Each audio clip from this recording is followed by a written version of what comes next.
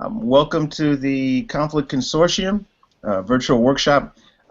This week we're breaking up our normal format to engage in a new type of format, which is the kind of systematic evaluation of distinct databases that are newer in development or just coming out. And so we're giving this a shot, and in kind of typical Conflict Consortium fashion, we are looking forward to anybody's comments and suggestions about different things that could be done with the format. We will post a bunch of the information concerning the relevant database on our webpage at the Conflict Consortium. And we'll begin with some comments from one of the individuals that was brought in as a reviewer, and then kind of get some responses from. We are joined today, actually, luckily, from one of the creators of the database. Then we'll open it up for kind of questions and comments and discussion, and kind of move from there. Chris. Is that me? Yep. Sure. I mean, I'll jump in. I was under the impression that we were going to give Sana a chance to kind of queue us up on the data. I don't know what that means.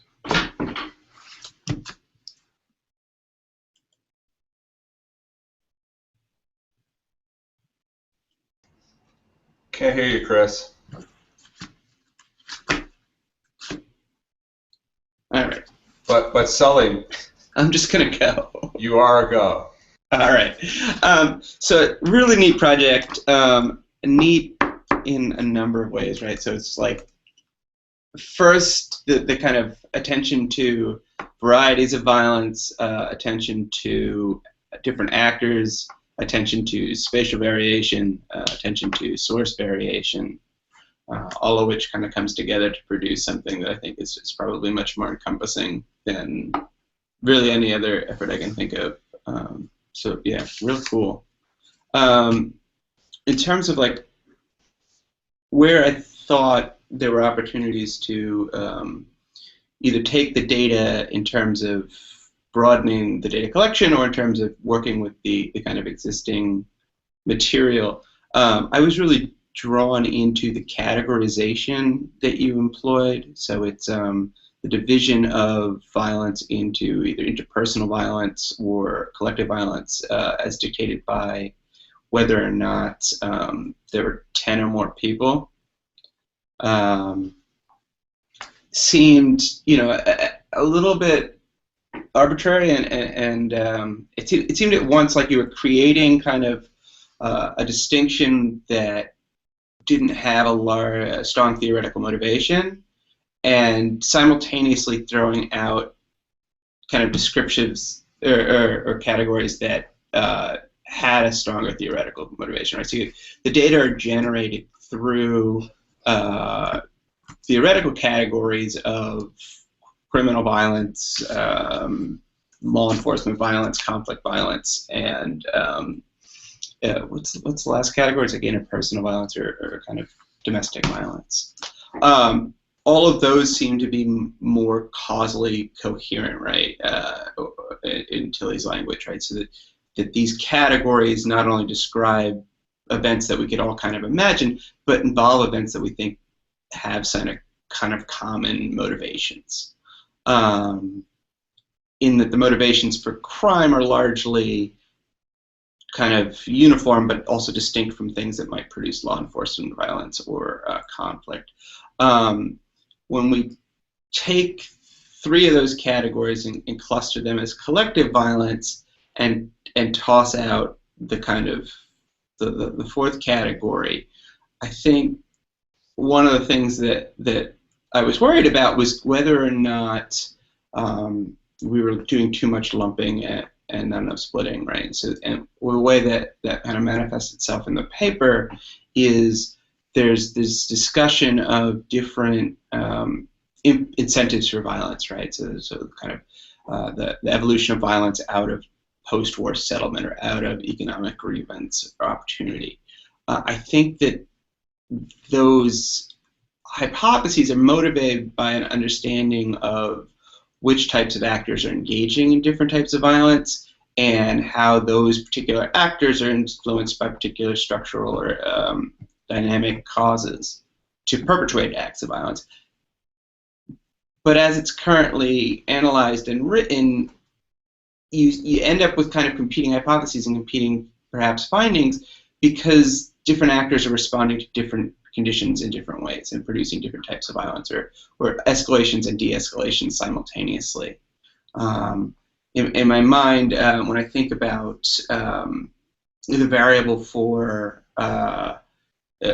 whether or not the strong state produces escalations in post-conflict violence, well, it seems like it would be easier for me to imagine that variable influencing categories like crime or police violence separately than it is to put those two things together, to pool them and think about how something like state capacity or economic grievance might motivate this larger category of collective violence. Does that make sense?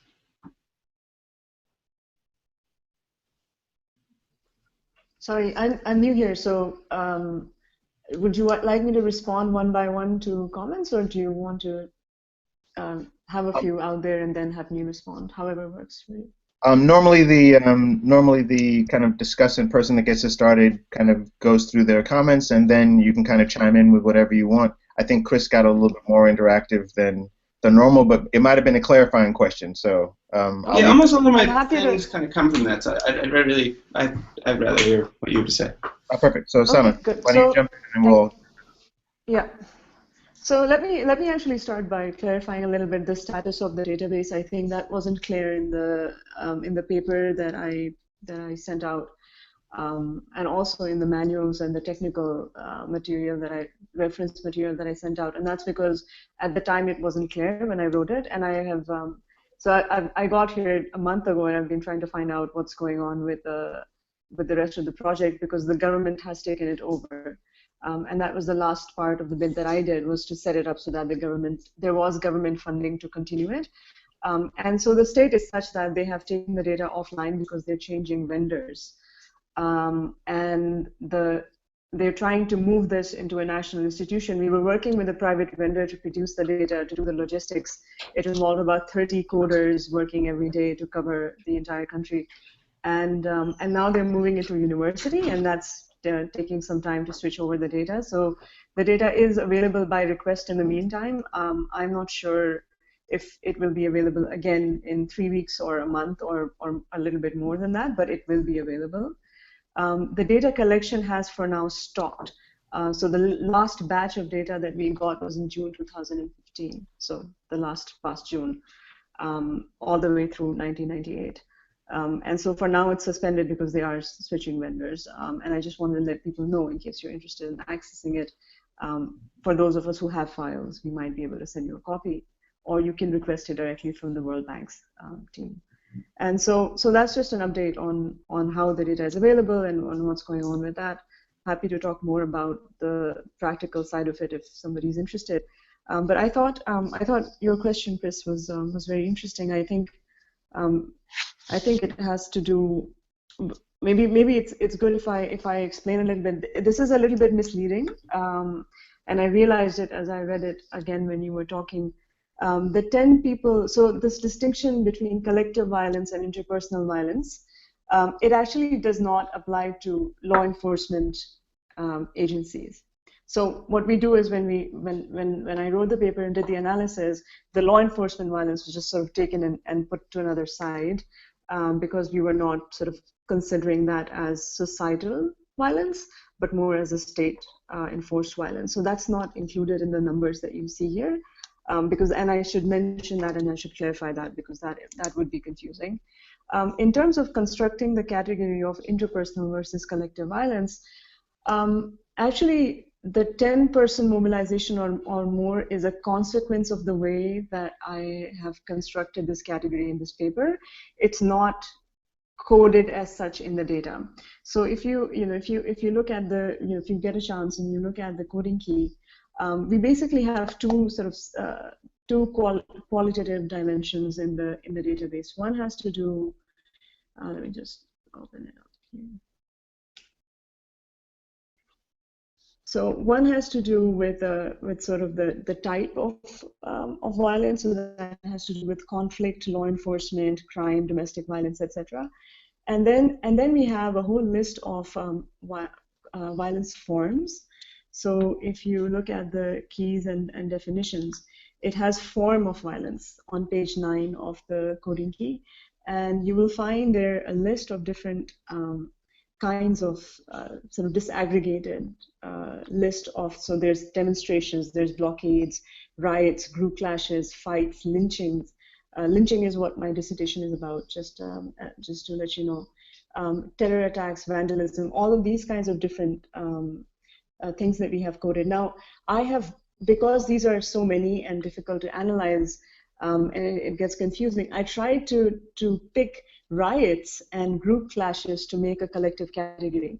And the implication of that is that these are usually 10 or more people. I also tested the same results by using a broader category of collective violence, where I included, for example, things like demonstrations and blockades, and the results held. And so the category is something that can be adjusted, and it's subject to sensitivity analysis in that way. But the reason why I thought about doing it for this paper by only focusing on group clashes and riots is perhaps driven by my experience of how violence happens in Indonesia, and sort of it's more sort of driven by observations. In terms of these kinds of incidents take some significant amount of resources to organize.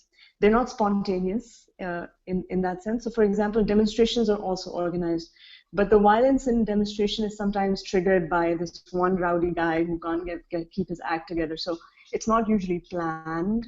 It could be, but it's not always planned. So it can be spontaneous in that way. Lynchings are also spontaneous mostly. And so the way that riots and group clashes happen, you need to gather certain types of people. You need to gather certain types of weapons. And that takes some planning. And I think that's not maybe coming out in the way that I have described it. And maybe that's something for me to revise and consider. But I just wanted to sort of explain the theoretical thinking behind it and a little bit more observational considerations that went into making it this way.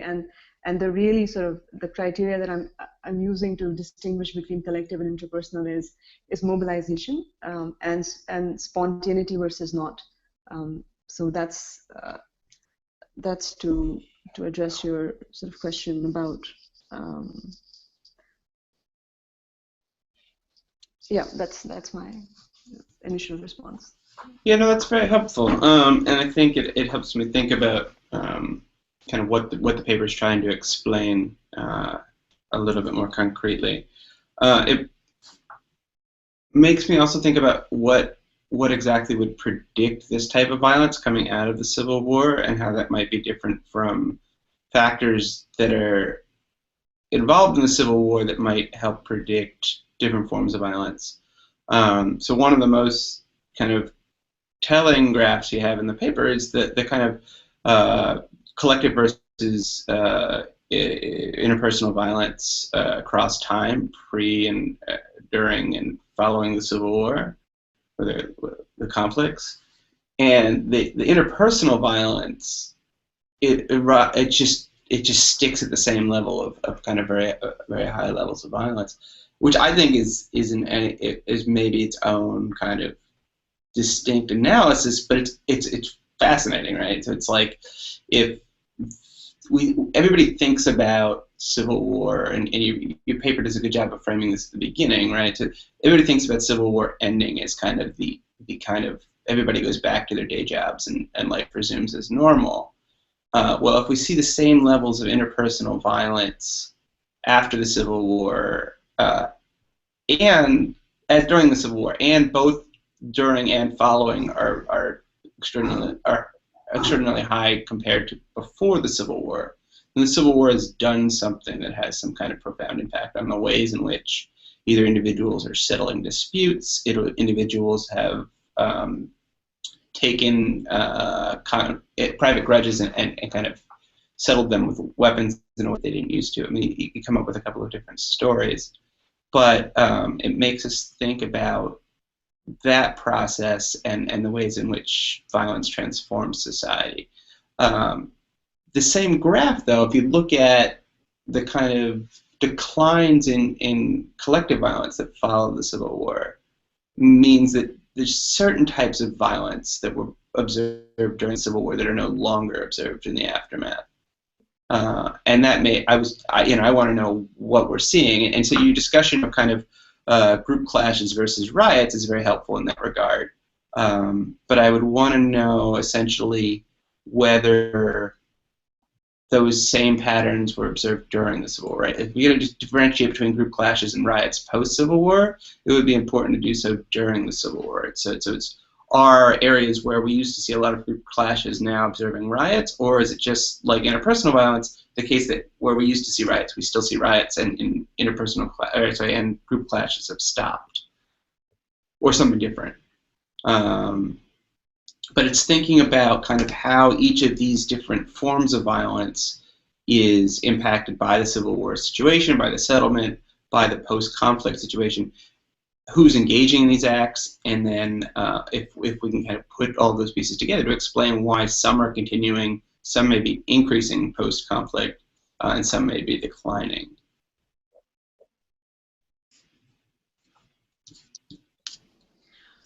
So let me break this down for you further, this graph, if you find it interesting. So the incidents of collective violence are basically riots and group clashes. Right? Group clashes. Sorry. Could, yeah. Just so we're all on the same page, if either you or Chris could let us, which figure are we looking at here? So you're looking at figure 4 in the paper. Okay, thank you. Yeah, it's on page 43. Okay. Yeah, and so I guess I take Chris's question to be sort of wanting to know a little bit more about what these numbers are made of, right? Qualitatively, what is it that we are seeing a decline in, and what is it that is holding steady? And so incidents of collective violence, as I mentioned previously, are mostly riots and group clashes.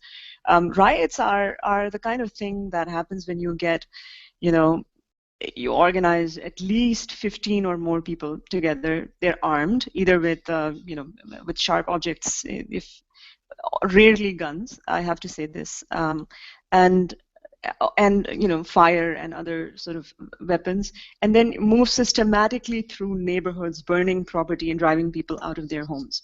This is the sort of typical types of violence that we observed during the Christian-Muslim violence in Sulawesi Islands. That was that got a lot of attention, and a lot has been written about it, 1999 to 2002. Also communal violence in the Kalimantan Island that people have written already a lot about. So this is the typical kind of riots that we saw during that time. Group clashes are when somebody's coming to attack you and you meet them halfway with the same kinds of weapons, and you sort of fight it out, either in a residential neighborhood or somewhere a little bit more remote. And so those look like sort of small battles. So the frequency of those has gone down in 2005, as you can see. And so this is what it looks like when you have the communal violence in Indonesia. But during the same time, you also have a full-scale civil war in Aceh. And during this time, group clashes in Aceh look like confrontations between the Indonesian military, patrols and the GAM rebels who are attacking them and trying to engage them in fire. And that's what it essentially looks like in the Civil War context. And so both of those are very high. You see them peaking in 2000. The 2000 peak is to do with the Christian-Muslim riots and group clashes. 2004 has to do with the separatist violence in Aceh. And then once the peace agreement is signed, you see that the number falls quite dramatically. And the frequency reduces, but it doesn't really go away. Right? What we see is that it actually is creeping back up a little bit towards the end of 2012. And so this is what is made up of this large-scale sort of mobilized violence that I think requires more planning than other kinds of violence, and also resource mobilization. The interpersonal violence, and why is it high? So when I break this down, and I tried to do this in the same graph, it got too complicated. When I tried to break this down, a lot of the interpersonal violence after 2005 is crime, right? And you can see this, for example, in the figure 5. No, sorry, it's not showing in figure 5. I'm sorry, it should have been here. So about I would say about 50% of this is just crime after 2005, and the rest of about 40% or so is lynchings, lynching of thieves, lynching of social deviants, people accused of all sorts of things, black magic or other kinds of witchcraft and adultery, even in some cases. In some cases, people accused of practicing deviant sects of Islam or within Christianity, and also attacks on places of worship because they violate particular kinds of local norms and things of that. So these are sort of spontaneous attacks on people or peoples who are thought to be doing something wrong immediately. Examples of this we find in South Africa and a lot of the times in Nigeria and other places. And so this is what really moved me for my larger dissertation project, is people didn't seem to understand why this was happening more and more. Hold on, before you get moved. Sorry. Yeah. Before you get moved, I have a question on that one. And queue is open, so start either typing in the space, folks, and letting me know kind of that you want to say something. Anita, you can go next. So my thing was part of the discussion, kind of like from the paper, but also the kind of the code book and stuff that you provided. You don't quite qualify your stuff to kind of go reported events, and so I'm interested about kind of how the local sources and other source material you're using are more attuned to certain types of violent activities than they are to others, because in many respects you're just kind of presuming that the nature of the data generation process is more or less unperturbed by the conflict situation, and clearly that might not be the case, right? So access of local sources and interest in covering different type of events might be varied over time. So for me, it becomes interesting as to whether or not you think local sources are consistently interested in kind of interpersonal violence of a certain sort, and there's varied interest or access to the conflict activities. Will is a 2 on this point. Unmute. Sorry, took me a second to find my mouse. Yeah, one of the things that that Chris wanted to try to do today is take a look at this data set through the lens of the best practices and standards document that he and I put together with a lot of input from a whole bunch of people.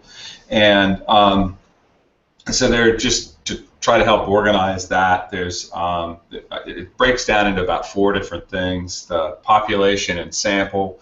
Like that's something we can talk about. The units of observation, choices over space and time. Number 3 is sources, which is the issue that that Chris just raised and gets discussed on page 4 of the coding document that was sent. And then the 4th issue would be reliability and validity. So just this is falling under that sources issue, and I just wanted to put that framework out there in case it's helpful to anybody. But let me turn to Sana to address Chris's question.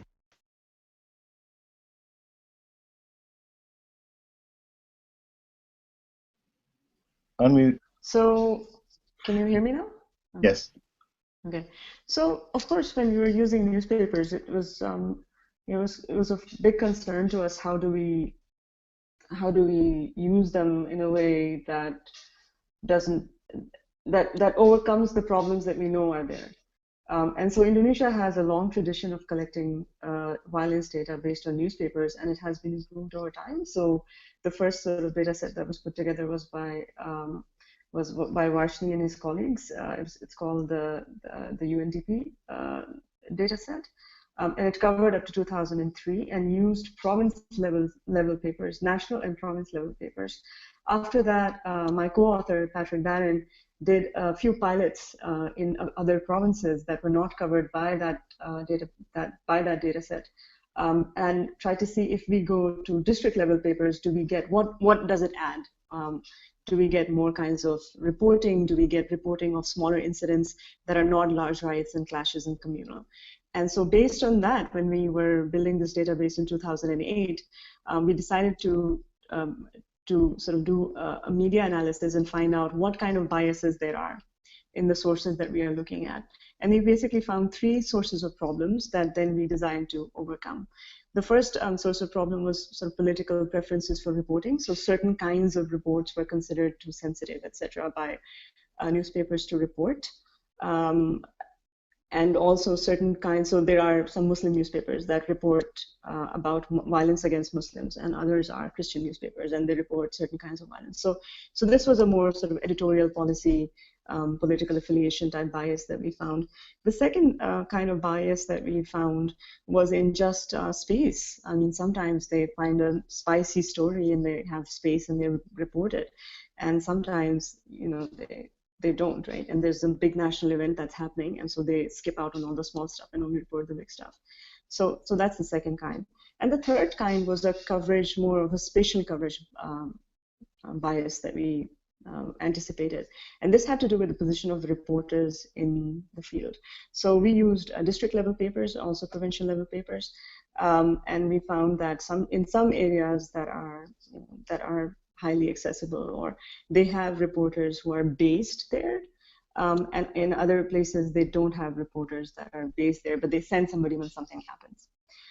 And so we tried so we were aware of these problems and tried to overcome them instead of ditching newspapers as the source, because that is really the best source in our assessment with all its weaknesses. And so we try to overcome them in a few ways. First is that we try to understand the bias and balance it. So, for example, to cover the civil war in Aceh, we anticipated that certain kinds of incidents will not be reported by local reporters. And what we found was they were those kinds of incidents, sensitive incidents, were not reported by local reporters, but they were reported in the neighboring province, because reporters there are not worried about being subject to the emergency laws, and so they were reported. And so we use those papers to supplement the Aceh papers in that way. We also use national level papers, because the really sensitive stories were reported by national newspapers in both the sort of insurgency areas in Indonesia, so in Aceh and these days in Papua. We found that local journalists were afraid of reporting certain numbers, certain kinds of things, but national level journalists were not. So they would pass up their stories to national level papers, they would report it. And so what we did was we made sure that national level newspapers, when they were reporting stories about civil war, we were catching them and putting them in the Papua data set to make up for the flaws of local reporting. We also tried to make up for the spatial coverage bias and the political coverage bias, sort of these local biases, by adding as many papers as possible and compounding coverage. And so, for example, in Papua, which is the most difficult terrain to cover in Indonesia, because of accessibility issues and also political biases type things, we have 9 papers that cover one province.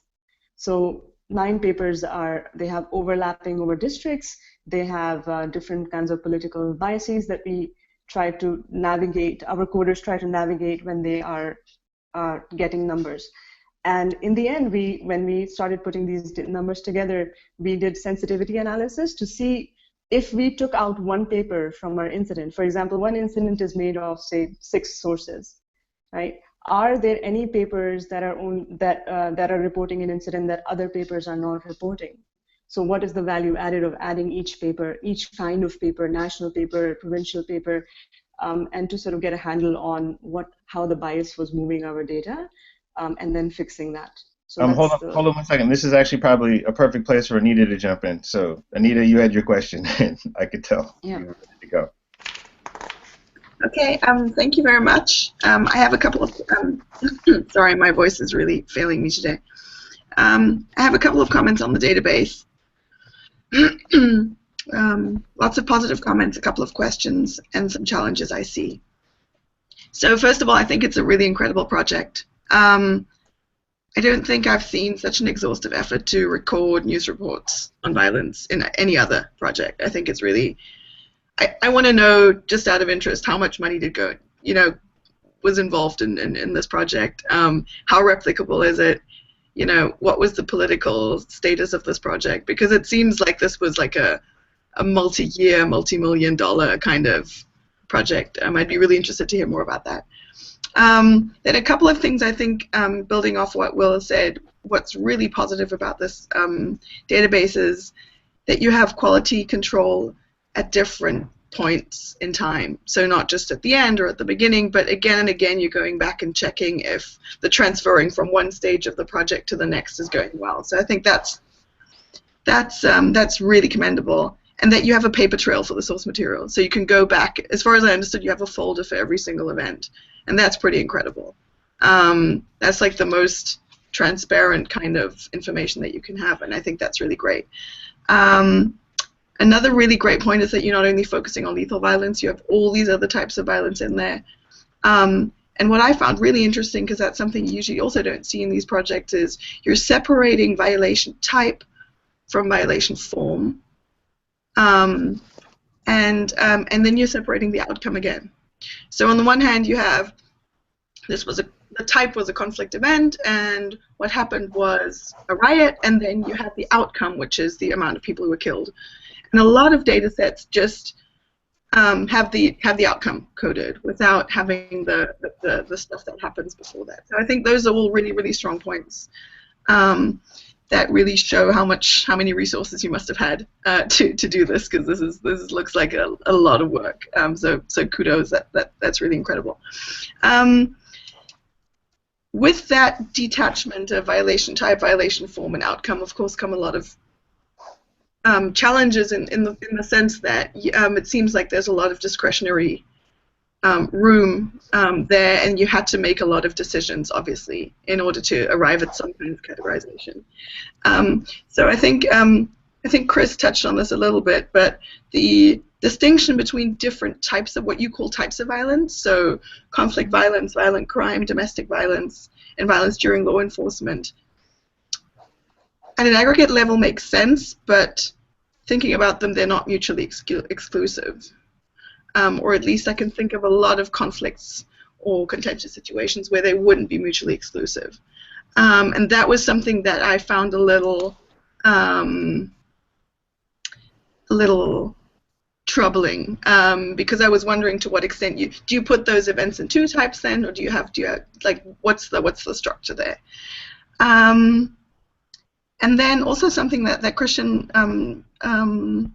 referred to was the fact that you have so many different types of violations in there is great, because it really goes beyond the body count kind of narrative that we have in a lot of our research. But it really opens you up to a lot of problems of underreporting.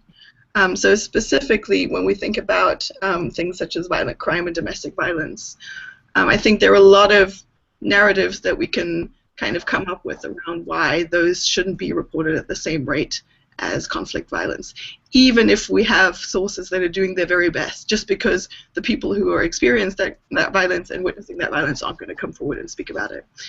So just the visibility of violence, depending on those categories, is probably going to be very different. So when you have domestic violence in there, I'm like, okay, those are probably like high-profile cases. You're not going to have a lot of information on just everyday domestic violence. Also, do you have any sense whether there are regional differences as to what is considered to be domestic violence? Perhaps some parts of the country view certain practices that happen in the household as just completely normal and not as something that would be considered as violent. So those are the kind of the things that would play into there. And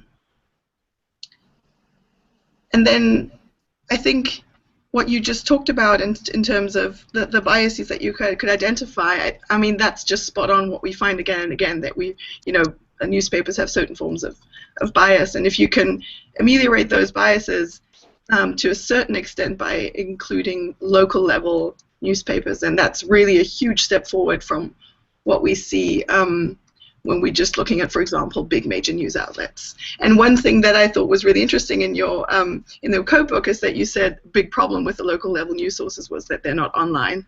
And I think that's so important because with the current increase of people trying to scrape news sources and establish, events on different conflicts, that really says, you have to go into the archives and see what local newspapers are reporting, because you're going to get much, much more than you are otherwise.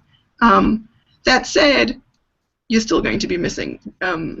Missing events. So I think you should probably have somewhere in there a little bit of a discussion of what are the events that aren't even reported at the local level. If there's a big national holiday, is there just less room to report even at the local level about violence that's happening? And then a couple of questions I just had for you was, to what extent do you have variations in the level of aggregation in your location information? So you were saying that sometimes you had it at a very local level, and then sometimes it went to district level. So it seems like you're very clear on what an event is when it comes to the date. So if it's on 2 different days, it's definitely 2 different events. But if riots are happening in 2 different villages, are those necessarily 2 different events, or could that also be one event if it's happening on the same day? I was wondering how you code threats. I wasn't quite sure if threats were included in there or not. It seemed to be that they were, but then you were only recording weapon type when the weapons were actually used, so I was wondering how threats. And then you have somewhere in there a distinction between intentional violence and unintentional violence, and I was wondering to what extent that might be a subjective definition as well. But overall, I think this is a really cool project, and yeah.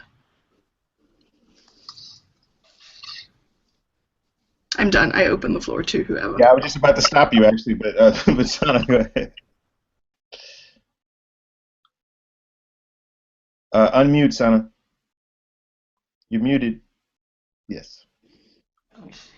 So maybe I should start with the clarification of the sort of definitional categories. So events, threats, and sort of intentional versus unintentional violence. So events, yes, we had to have an arbitrary sort of time limit on it, which is the day limit, right?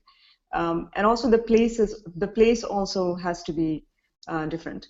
And so, for example, if it's happening in 2 districts, and thinking again about Indonesian districts, how long it would take. But if it's the same group that is marching across a district boundary to go to another district within the same day, and marching, for example, and doing violent demonstration, breaking things on the way about the same issue.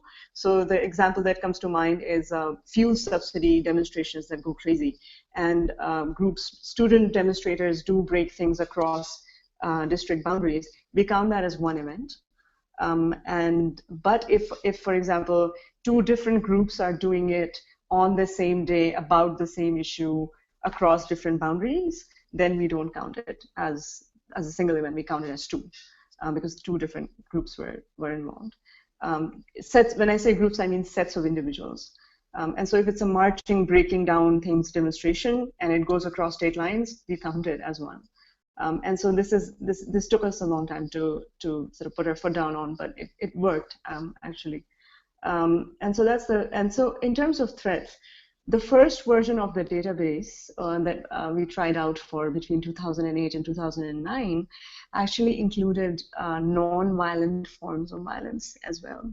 And so threats were included. So non-violent forms of violence would mean, for example, peaceful demonstrations, aggregation of people to protest something, and verbal threats issued by one group against another group, etc. But we were getting into coding hell with that, with the number of coders that we had, with the amount of information that was in the papers. And so we decided, and also it was not at all standardly reported. It depended on who was making the threat, who was not making the threat. And so we decided to just cut that part out. We did include threats when they were physical threats mobilized. So if somebody was standing outside a mosque or outside a church with weapons saying, "You guys close this down, we will burn it down," and people went home, we did count that as a violent threat. But if verbal threats were issued, we didn't count that for threat of violence. the third thing, intentional versus unintentional, this had to do, yes, this is subjective, and we decide to navigate this by creating sort of logic trees for coders. But the main problem this tried to avoid was people, for example, some insane people doing things. So sometimes you would find that a person escaped from a mental asylum and killed somebody or something like that, and we did not count, and he was certified a mental asylum patient, and we didn't want to count that. Somebody was inebriated because they were completely drunk and pushed their friend off a balcony, right? You could count that as murder, but after reading multiple reports of the case that proceeded, we did not count that as. So it was meant to avoid things like that, where people are killed, but not intentionally in this very specific way. Yeah. Related to that, though, part of my difficulty with the intentionality part was I thought part of that was determined by your ability to detect prior mobilization, and I saw that as part of a recording issue, right? So if local newspapers aren't as attuned to local mobilization and they didn't detect it, then subsequent behavior was coded one way as opposed to being coded another way. So I was wondering about something about like prior. Could you explain that a little bit? I'm not sure I follow that. Some of your coding categories, if you can't detect if there wasn't a prior dispute, then you were calling something criminal, or if you didn't see prior mobilization, then you consider to be something to be spontaneous. But that prior detection and a local newspaper's ability to identify the prior detection might vary across types, as Anita was suggesting, or it just might be harder. So I was wondering if there's a way to use the data that kind of factors that out, because that seems like that's a questionable call. So the distinction between prior identification of a prior dispute or lack of a prior dispute that the newspaper could identify, that had to do with making a distinction between something being a crime or a conflict, right? And I completely agree with you that this is not just a question of the newspaper being able to identify, but also a subjective interpretation of the information itself. Question, right? But this is the reason why we decided to include crime, because you can't always, just because something looks like crime doesn't mean it is. And so, for example, specifically in the context of the Aceh Civil War, what we find are high levels of crime, and newspapers reporting them as crime, but we're not sure that they are. But what we do know is that there is a high number of people who are killed in crimes and civil wars, but they are not usually recorded. And so you wanted to sort of show that point by recording the data. Is there a variable that's coded that's kind of like it might be classified as crime, but we don't think so? Is there a variable in there that identifies that what you just said? Did you lose me? Yes. So we added in the first iteration of the data set, we added checkboxes to show when the coders were confused between. Okay. So that's a variable. Okay, Anita had a two-finger on this. In this or that, it sort of seemed like a border. Yeah, my two-finger on the crime and high levels of crime during conflict was, and that refers more to your paper probably than the project. It's whenever you're talking about post-conflict violence, is the assumption that pre-conflict violence was constant across districts, because it would seem as if that would really tell you something about whether the increase in crime happening during conflict is actually part of the political struggle, or if it's just opportunism.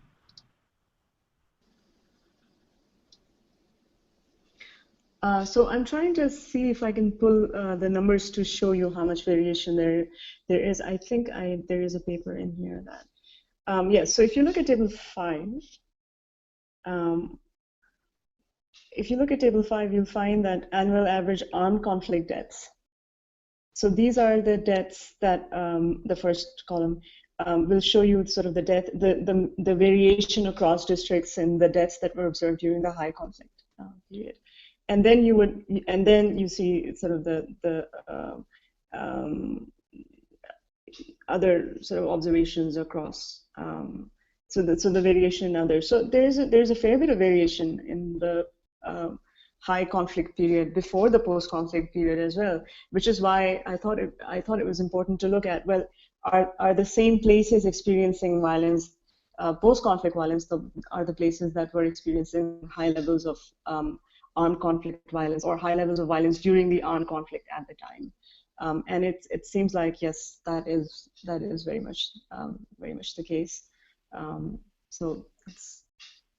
Will, you had something? Yeah, I wanted to just offer some observations that, from the perspective of the document that we've put together, and one is a hobby horse of mine. I'm hopeful that in the future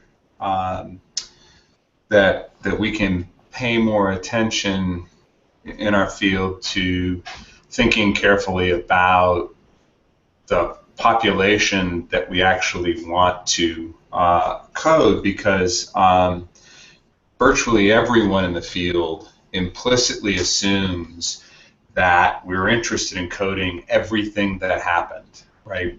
So we come up with a conceptual definition.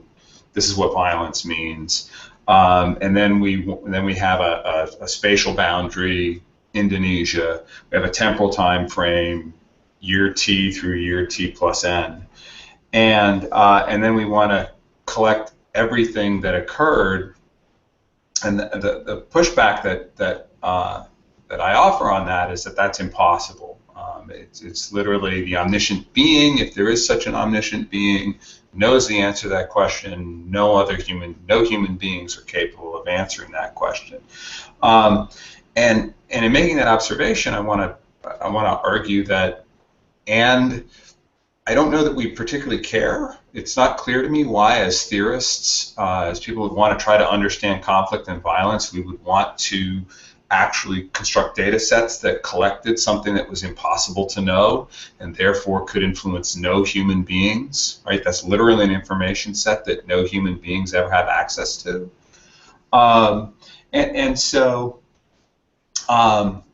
So that's the lens I come at this from, and I want to push all of us to get better at specifying what our population is. And Sanaa, you make an interesting decision in your analysis that shaped some of the data collection that didn't make, was far from clear to me why one would want to go ahead and do that. But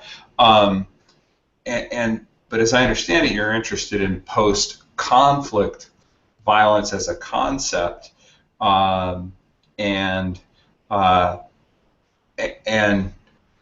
that played some role in the conceptualization. And I may be just completely wrong. I may have misunderstood that from the paper, but that seemed to be the case. And I wondered why post-conflict violence would be any different from conflict violence or pre-conflict violence from the conceptual standpoint, right? I understand that, well, the violence that occurs after a conflict ends is post-conflict violence. Like, that's easy.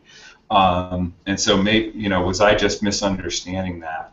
But I would encourage you to think a little bit about, as you move forward with using the data. It's too late to change the data collection, of course, but as you move forward using the data, thinking a little bit about what the information was that you've collected and how human beings might have used it. As you say you're interested in lynching, which sounds fascinating to me, and to me that's a rule of law issue. To what extent is the state able? To what extent is Leviathan able to enforce its claims? But I encourage you to think about how, what is it that we actually want to, what is it that you in your project want to know in terms of the population, and then to what extent has the sample available in this data set, to what extent is it a biased or unbiased representation of the population you're interested in, if that makes any sense. Thank you, Will, for that. That was very, I think, conceptually challenging. But I would maybe, so I would start by thinking about it like this. The database was really made to serve multiple purposes. It wasn't always thought of as a purely academic exercise. It was really an exploratory exercise to help the government figure out what is going on. And I think that our understanding of what to collect and what numbers are good to collect through newspapers or sort of academic database type endeavors comes from perhaps is really informed by data collection efforts in, for example, Latin American countries or other places where basic crime statistics are just available. Right? In Indonesia, we went looking for district level homicide statistics. We couldn't find them. The government agency that we were working with, which is a coordinating agency, it coordinates 11 ministries, they asked the police chief to give them district level homicide levels. They couldn't get it, right? Anita's question about domestic violence numbers, etc. The National Commission for Women here didn't have any numbers to go by. They were collecting numbers in some areas they thought were problematic. So one of the things that we wanted to do through this database was to start generating numbers as a way to start conversation about numbers. Right? That these are not just made up things that civil society actors should have access to homicide numbers. If the police is not going to make them publicly available, we will try to put them together from somewhere else. We will get them from individual precincts, and we will challenge your data. By using it, by giving it to NGOs, and they're going to write reports about it. Same thing with domestic violence numbers or even rape numbers, especially rape numbers are always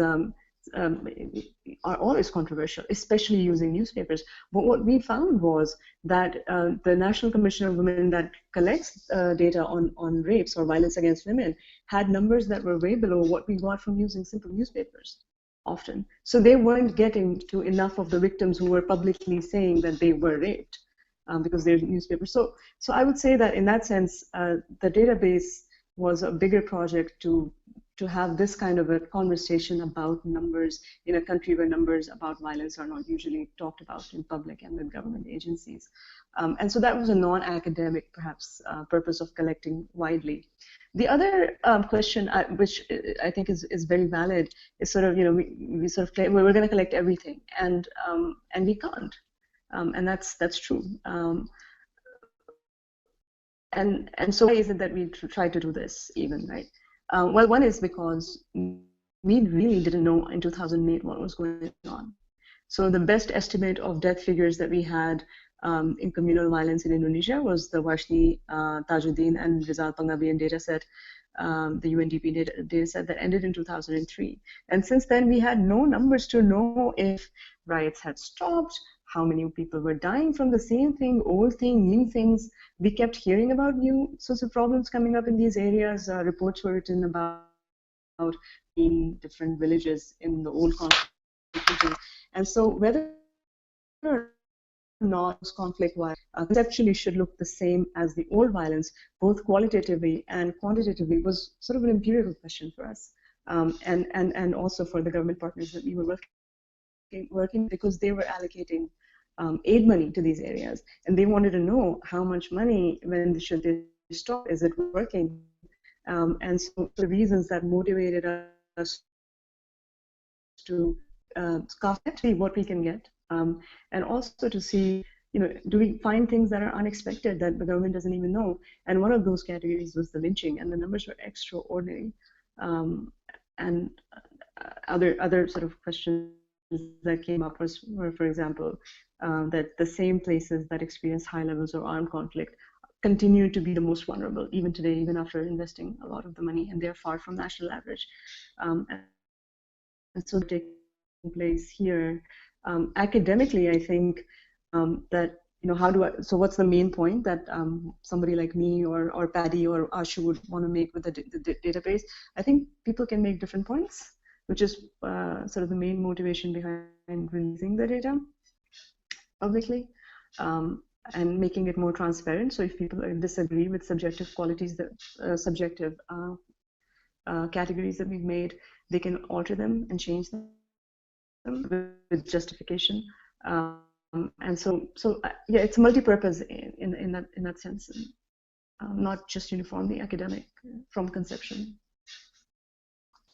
If I can jump in, two things. One, the lynching definition is one-way violence where people gather suddenly to attack an individual or small group. And so it seems like your conception of spontaneity carries a tremendous amount of weight with that. And so, as we mentioned before, that's something of an issue. But I wondered, I was thinking of other sources that you can compare it to. So, right, human rights organizations, are there any that generated any information? Forensic data, experiments, surveys, it seems like these are all alternative data sources that people are now generating at the subnational level that would allow us to kind of corroborate some of the information. And I say this understanding that it just occurred to me, one, let me behalf on all humanity ask for a copy of the database so that it can be preserved if potentially it disappears. So let me get that request in there formally right now. But one of my interests, and going back to my media bias book, I think one of the reasons why people ignore it is it has black people in the subtitle. But I could use this database to basically kind of explore my same point, which is effectively this whole issue that, and even I have a little bit of pushback in the sense that I'm less concerned with how all newspapers are congealing to kind of discuss certain things than trying to explore exactly what the distinct narratives that emerge out of the newspapers to get some sense out of what people are looking at what newspapers and for what information. So if we believe in kind of like information-oriented arguments, then we should see some differences by newspaper that inform us about what people think are going on, why they're willing to join or not join, who's the enemy, and so forth. And so your database, what's great about it is it allows us to get at that. The way that you all have used the data is trying to kind of like corroborate some uniform sense of reality, but you can get at this diversity issue, which is, I think, fabulous. A question I had was, in addition to the kind of corroboration across different types of sources and what was available, I also had this other question, which was kind of like, if you look at the conflict categories as a repertoire, and as Anita was suggesting, they could all be co-present in a particular location, and then effectively what you're looking at is like how the pie varies across time and space. But clearly some of these categories could be related to one another. Something you mentioned is like when violence of a particular category or size or something takes place, it creates this vacuum, right? And everyone who's covering everything then starts to cover that thing. By definition, we should start to see these other event categories go down. And so I was wondering if you all did that type of analysis, because it's much more dynamic than trying to kind of say, I'm focused in on lynchings or I'm focusing in on crime. Basically, you have to look at all the different forms concurrently in order to figure out what the probabilities of discussing any one of them would be. And that then is like a very different enterprise than what we've been engaged in, but it seems like that's closer to reality, and it seems like your data allows us to kind of actually model that, which would be phenomenal.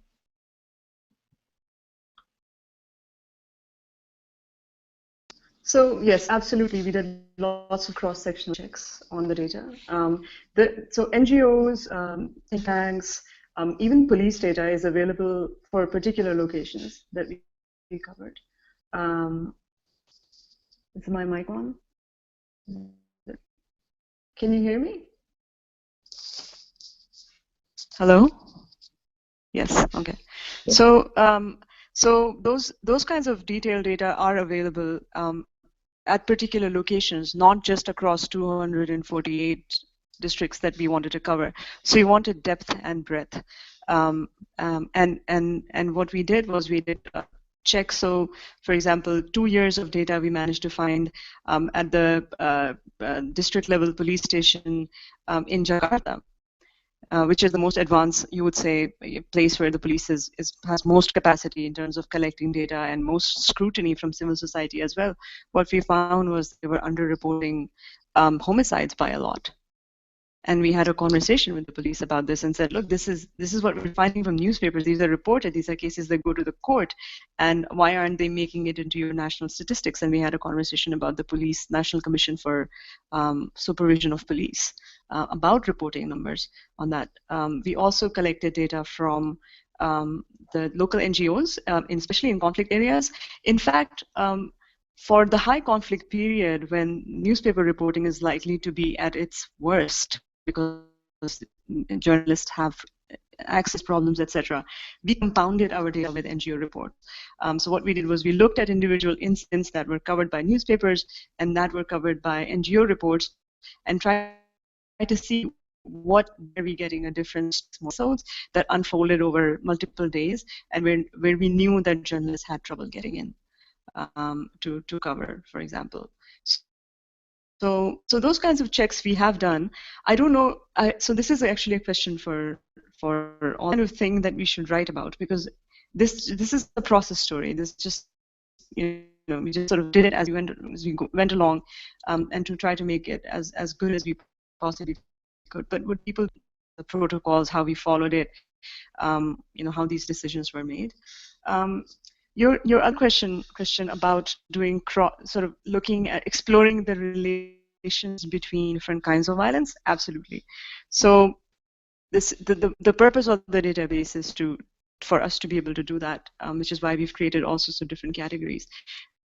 And in lynching, the reason why I became interested in lynching is also because contrary to theory, has a suppressing effect on large-scale mobilized violence. So in places where lynchings are high, I find that over time the number of mobilized attacks, riots, clashes, etc., goes down.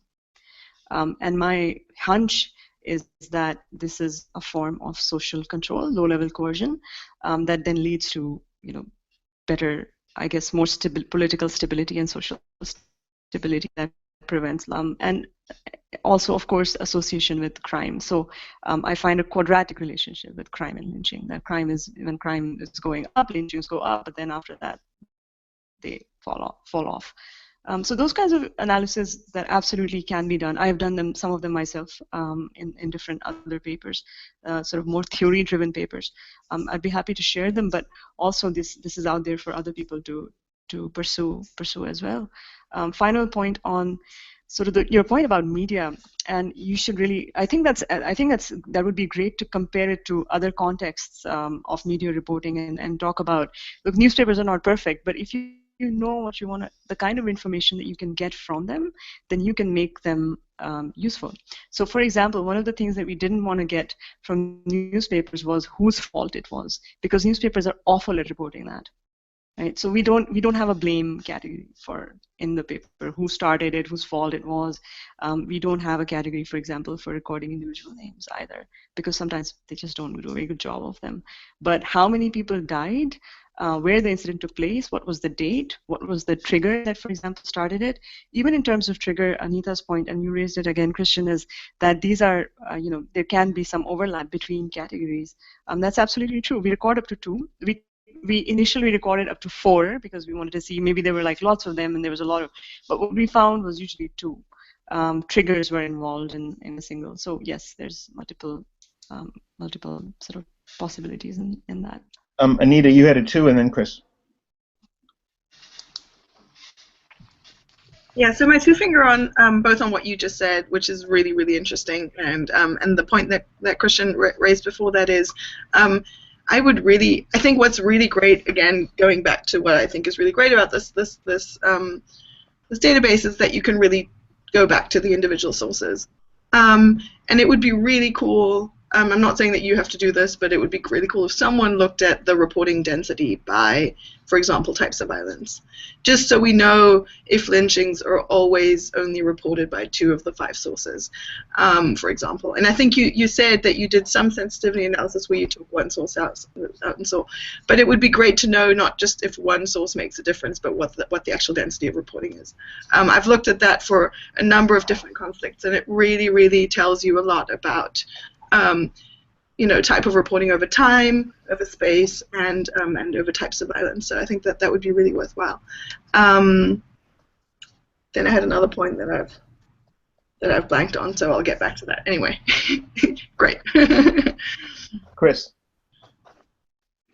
So this kind of preceding discussion made me think about Jim Scott and seeing like a state and kind of how that might tell us something about the data generation process and what to do about it, right? So if the state doesn't have any capacity to kind of independently monitor society and it's relying on the newspapers, then individuals in society are going to carry out acts of violence in a way that gets reported when they want that information made public. And when they don't want information made public, they're going to carry out acts of violence either clandestinely or below some threshold by which doesn't enter into the newspaper, right? And so that can help us think about what types of crimes are being captured in your data, what types of violence are being left out of the data. I think it can also help think about how to correct for the biases. So the way I was thinking about it was to kind of follow with the Scott analogy, it's people on the ground are not just, to the extent that they're aware of the biases in the newspaper, and they use those to influence their own behavior, they're also aware of biases in the newspaper when they read them, right? And so when they see a newspaper from one political party reporting violence on behalf of their own side, they might infer that violence on that side is actually higher or something like this. In your examples, there are sources that you end up kind of correcting with newspapers from outside the province or from across ideological spectrums, or you supplement the data with government statistics. And what I was thinking about was like, well, you already have some local knowledge about where the biases exist, right? And instead of attempting to control for them by throwing new data into what is already a messy process, like why not take that local knowledge and model the process, right, by which we end up with the actual data that are observed in the sample of newspaper materials, right? So if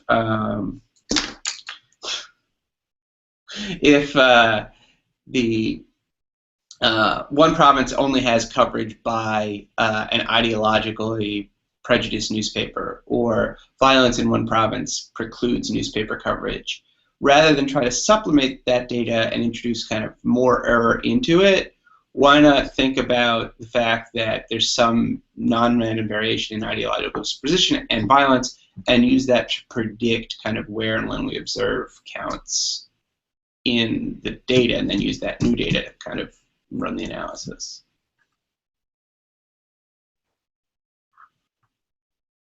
Question mark.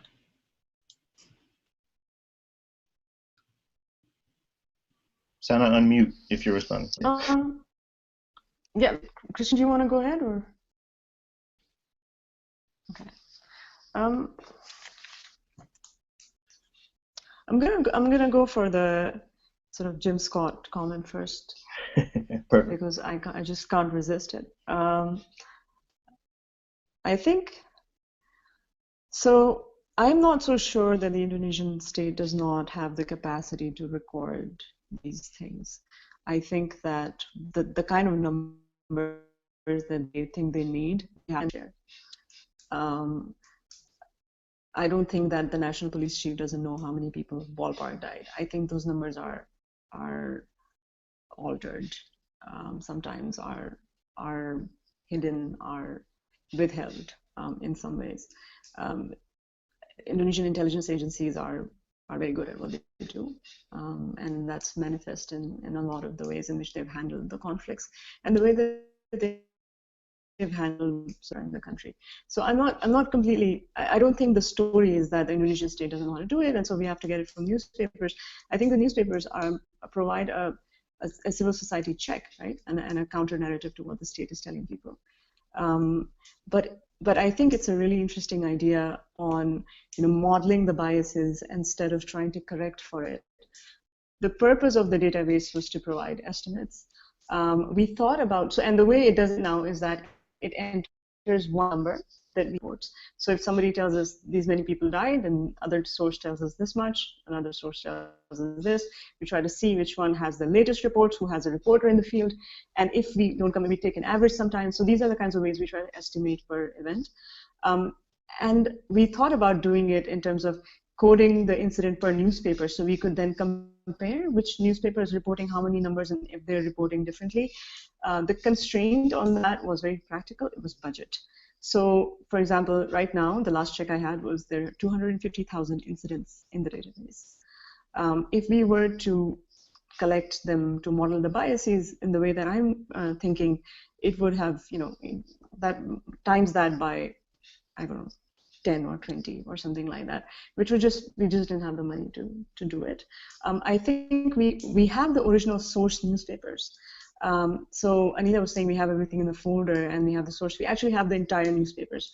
We have 3 million pages of newspapers, all pages, nothing missing. So if somebody wanted to take 2 years or 3 years and put in some money to sort of work with a local team here and try to model this process in a sampled way, it could absolutely be done. We already have the framing, so we're just repeating coding. It's possible to do. I just didn't have the money to get it done. It was considered, but not done in the end. Those are the sort of odds. Density analysis, Anita mentioned. I've done a little bit of that. Lynching, I thought, was reported pretty uniformly, actually. The bias was more like, well, did they have space today or not? But other kinds of violence were, so separatist violence is definitely something that is reported less by local papers, reported more by national papers or neighboring provinces, etc. But yeah, it'd be really interesting to do it more, I think, in a comparative way. If you are working on something from other contexts, I'd be really interested in comparing that. Will, you seem to have something going on. Yeah, I had it too. Okay. Yeah, I just wanted to add, Jana, that at least in the United States, but I imagine this is probably global, the socioeconomic status of victims dramatically impacts whether or not newspapers will report them. And I mean, this is actually a big reason why the Black Lives Matter movement exists. And it was interesting hearing your story about, which I really appreciated, about the project and its role in helping create discussions about statistics, because we have similar problems, at a different level, I imagine, but similar problems in the United States. In terms of just trying to figure out, I mean, especially if you start talking about domestic violence and rape, crimes that have social taboos associated with them, as well as other issues. But just back to Chris Sullivan's point about what shows up and what doesn't.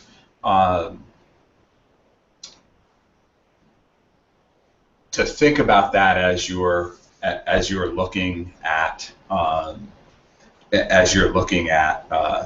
these. I think lynching victims are actually a case where you're more likely to see. Lynching victims are also more likely to have lower socioeconomic status. The probability that somebody is lynched, conditional on X, is a large, at least in, I don't know about Indonesia, but other places that I'm familiar with, it's a big function of your SES. You're much less likely to end up being a lynching victim. So that might actually push against that. So you might be much more likely to learn about crimes against poor people in a lynching context than you might in others.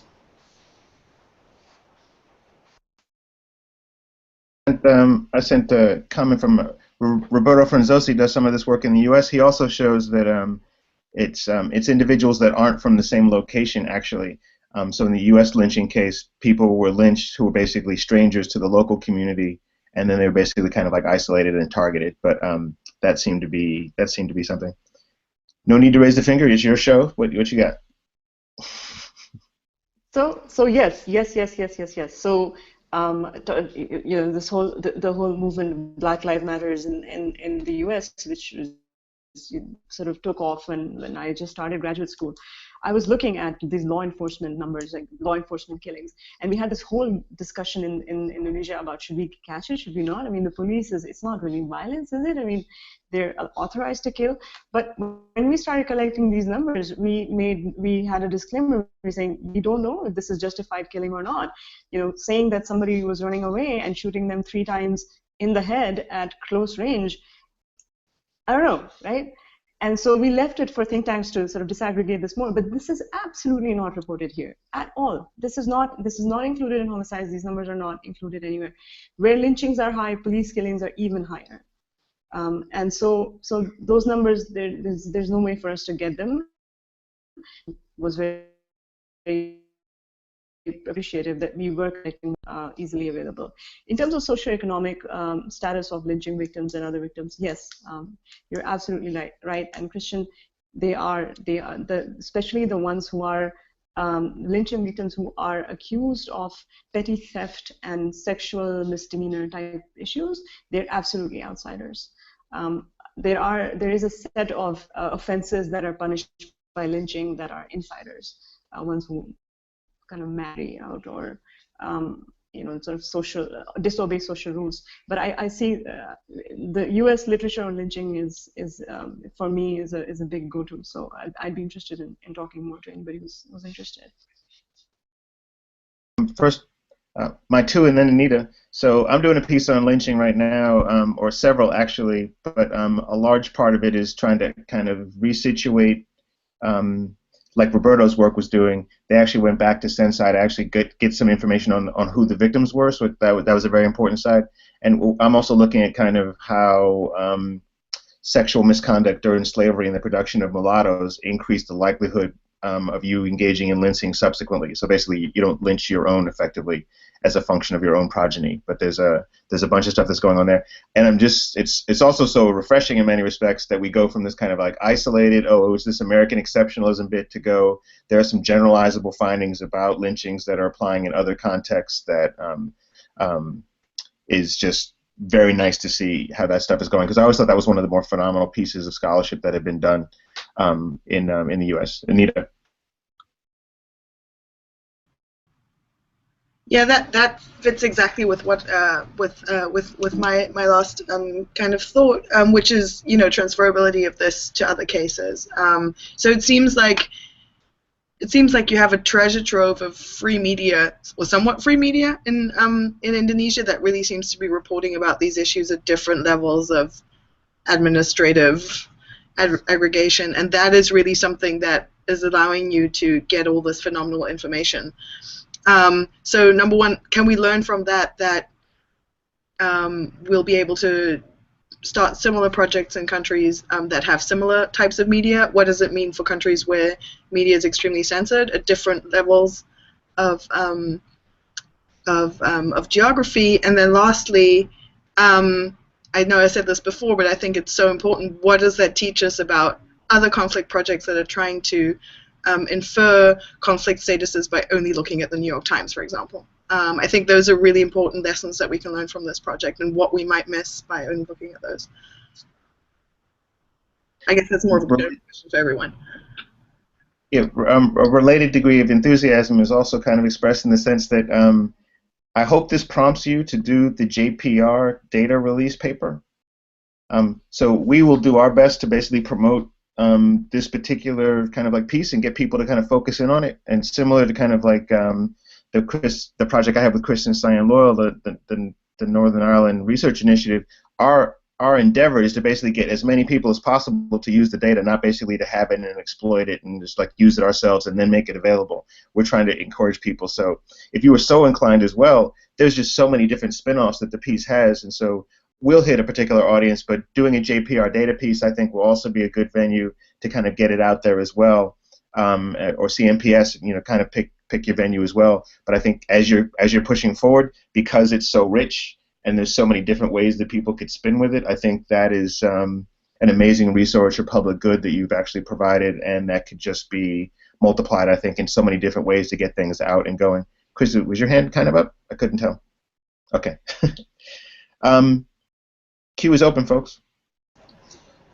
Yeah, Chris, we've only got about, I've got to run in about 4 minutes. But I wanted to, just basically echo some of what Chris said tonight. It is a real bummer, timing-wise, that the website's not available right now, because we've talked about, and this is Chris's initiative, but trying to use this to help, draw awareness and drive people to start using the data, because it strikes us as an incredibly rich. And echoing some of Anita's comments, remarkable source. So, as Chris said, if you'd like to share the data some way, if there's some way we can, while it's offline, if there's any way we can help with that, please let us know. We're happy to. And I just want to observe for anyone who watches this that it's the middle of the night in Indonesia, and you are our first person who's actually, unfortunately, it's nighttime on half the world, and so you're the first person that's taken the time out to join us from from the part of the world where everybody's asleep. So thank you very much. We appreciate that. And if you have any last questions you want to fire at us, maybe? Yes. So thank you for all your comments. So I would like to say that Ashu, Paddy, and I have decided to publish in Journal of East Asian Studies as a release piece for the data. The kind of analysis we produced together turned out to be very sort of Indonesia-oriented towards the audience, and so that piece is conditionally accepted by JES. We just submitted the revisions a few weeks ago. In terms of more work, I would like to do more sort of theoretically or problem-driven work on the data set. And especially, I would really like to get some feedback on, how can, what's the best way to generate comparative lessons, that the two things that Anita raised, I think, are really important. So what can we learn, and how can this transfer? And the other thing is, what does this have to say about other conflict projects in terms of talking about results, but also I think also talking about process, right? So what kind of newspaper coverage do you need to be able to replicate this? I can compare this to online media sources. We did checks on this, actually. There are newspapers that have online versions and offline versions. We compare online versions with offline versions, found that they were completely not the same versions, because intelligence agencies read online versions. And so they were producing more sensitive stories in offline. And so those kinds of things, I think I'd be happy to do focused pieces in JPR and others, but they're sort of more driven towards a problem that we observe, either theoretical one or a procedural one in terms of collecting data. Because when I was trying to do sort of an introductory piece, with my co-authors, the sort of feedback we submitted to us, it's big. What you want us to do. This is a lot about Indonesia, but what problem is it solving for the rest of us, and what is it? And so we ended up doing an introductory piece in a regional journal. But I would love to hear any sort of ideas on maybe something comparative that we could do to make a bigger point about solving problems in data collection or other theoretical issues, like, for example, lynching or media reporting biases, etc. So I don't want to call time, but I have to call time. What I suggest, as everyone's kind of spent some time with this, we could all riff and then submit our kind of comments to you on the side, but also Will and I are basically going to blog about this session as well, and so we'll provide some kind of comments in there, but definitely encourage everybody to send stuff to Sana so we can effectively kind of like get this thing launched and let us know how you felt about it. Social media the heck out of it as well, and see you all next round. Sana, thank you very much, and thank you everybody else for participating. All right. Oh. Go ahead, Sana. Sorry, Christian. Yes, I'm just going to say that, yes, I will have a chat with the rest of the people involved about the possibility of storing a file. I could just send you a file and we could just store it, because there's no restriction on that at all. That works for me. And I will do that. But there's also a lot of other process data, and we can have a chat about if there's a possibility for you to store that as well, because that's not big. Perfect. Yeah, we should do that. Okay. You be well. Get some sleep. Thank you very much. Thank you, everyone. Thank you. Thank you, everybody. Hope to be in touch. Thanks. Definitely. Bye.